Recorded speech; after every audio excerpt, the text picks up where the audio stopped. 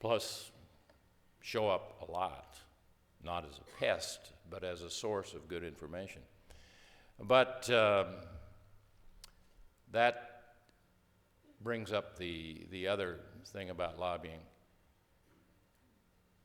Pay attention to his time. Pay attention to his concerns.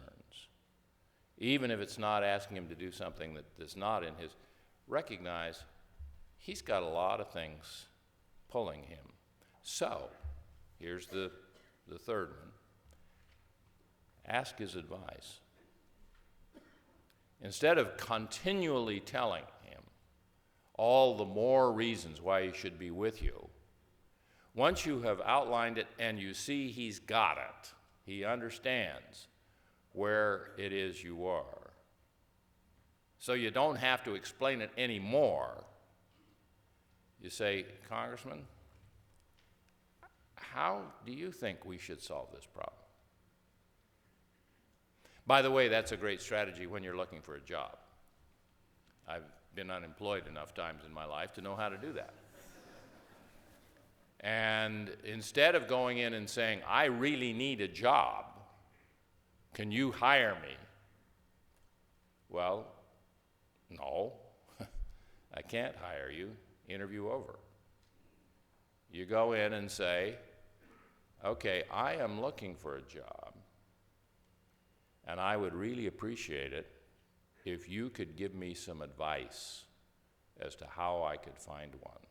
Here is my background, here is my resume, and help me understand how I can make the greatest use of this. Okay, you're now not asking him for anything that puts him in a challenged position. You're asking for advice. Everybody loves to give advice. Don't you love it when your kids say, what should I do? After going through the teenage years, refusing to do anything you suggest? It does happen. I'm old enough now to know that it does happen. Congressman, we've been here. Here's a quick, concise, crisp summary of our problem. And we know you were interested in whatever, so that we're asking you to do something that's familiar to you, but we're new in Washington. We don't really understand the process. Could you give us some advice as to whom we should see or how we should shape this request so that it might be more palatable? We don't want to waste your time. That is a lie. Because when you ask a congressman for his advice, you've just upset his schedule for the whole day. Because he will want to, oh, wow.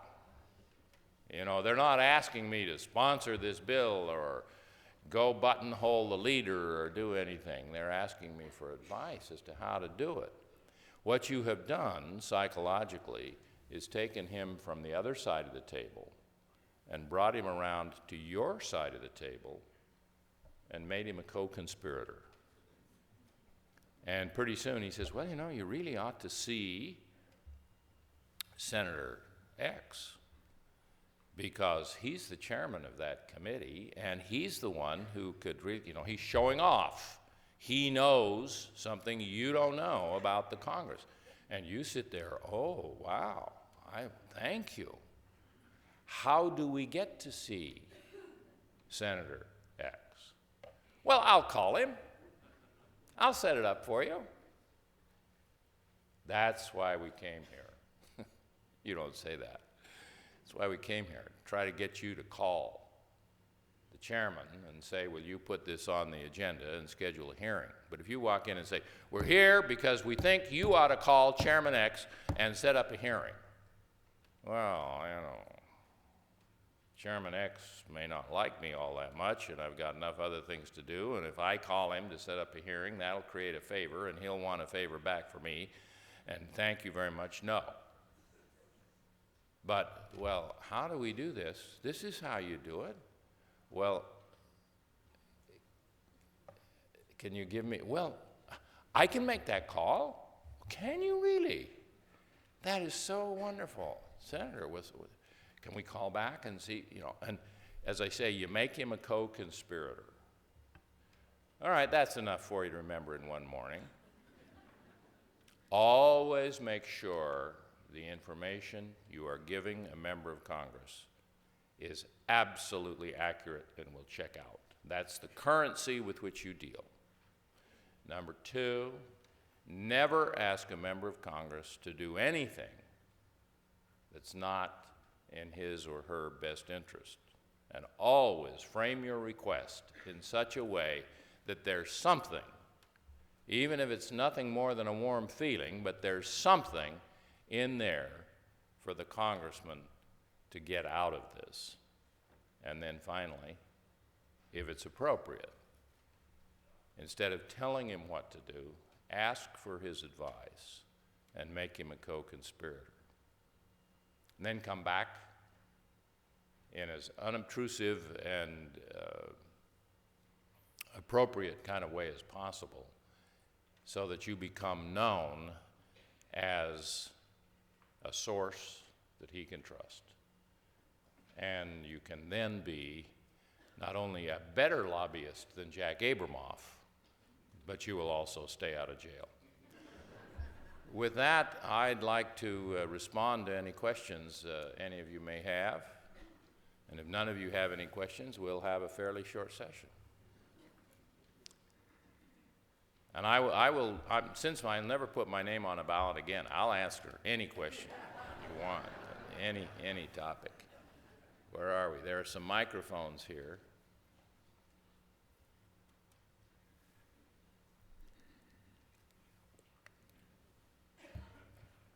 Good morning. My name is Francesco Tenna. I'm the student trustee from Bunker Hill Community College. Now I was wondering if you can give us an example of someone a lobbyist who impacted you on a social issue and how and why they stand out in your mind even today.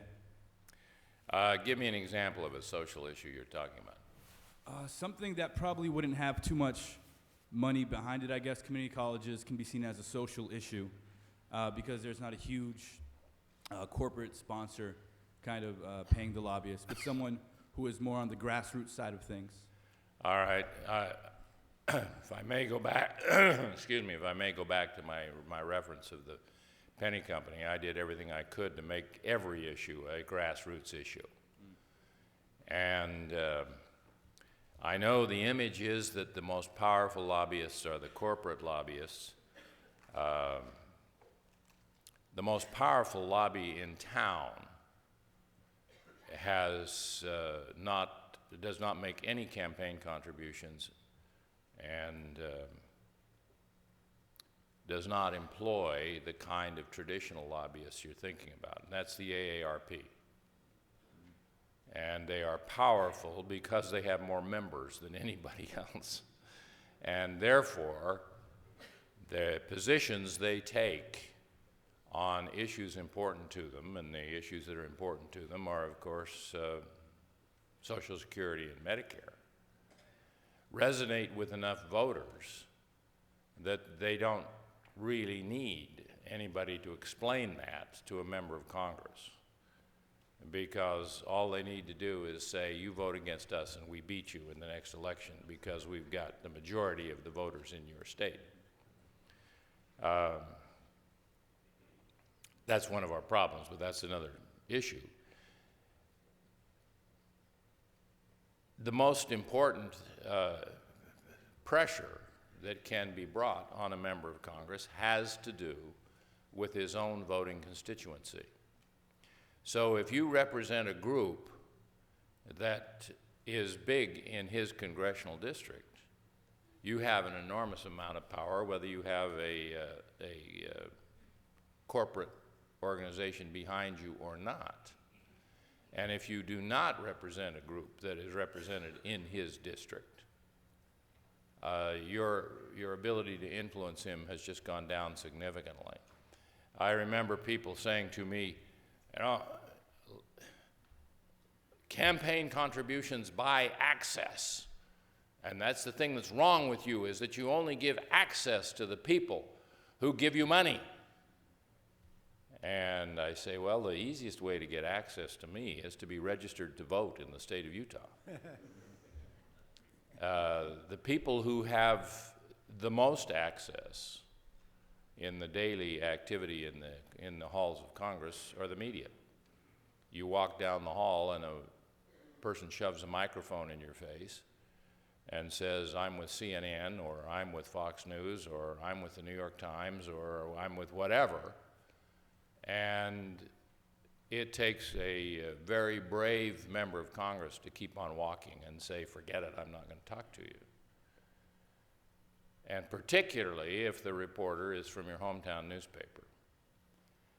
So if you have a social issue that has no corporate backing behind it, and it is a burning issue in the home state of Senator X,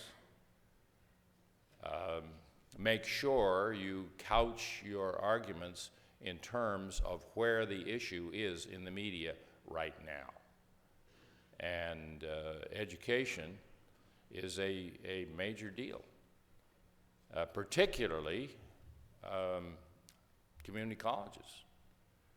President Obama is looking to community colleges to fill a very major problem in the United States, which is, even though unemployment is high, we have significant portions of our economy where jobs are going begging because there are not adequately trained people to fill them. And it's a major, major challenge.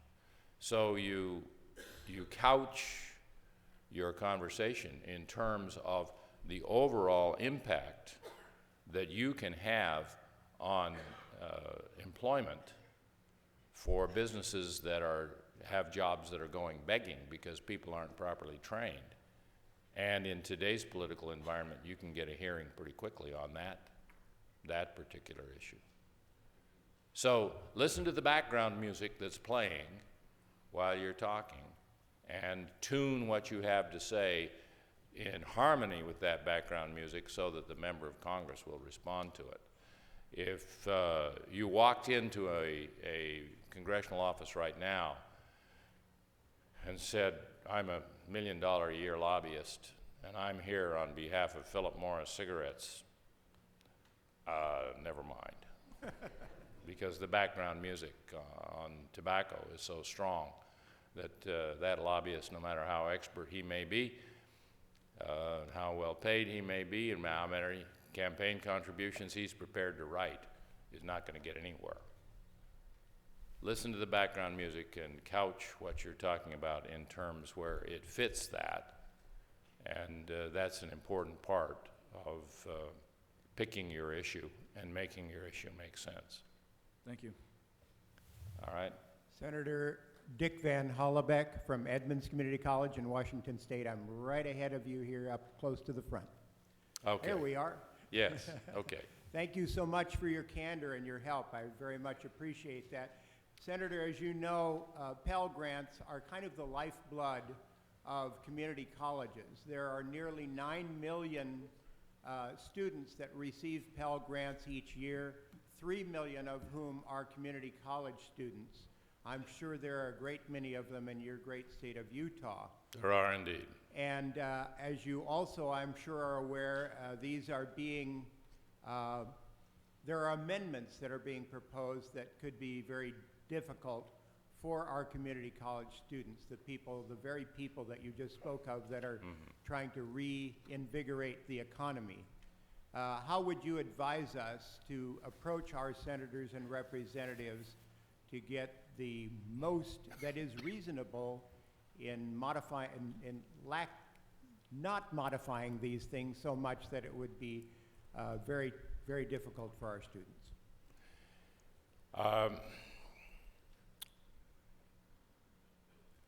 The whole question of financing of higher education is a very serious one, and you are done no favors by the rapidly, incredibly increasing spiral of tuition in higher education generally.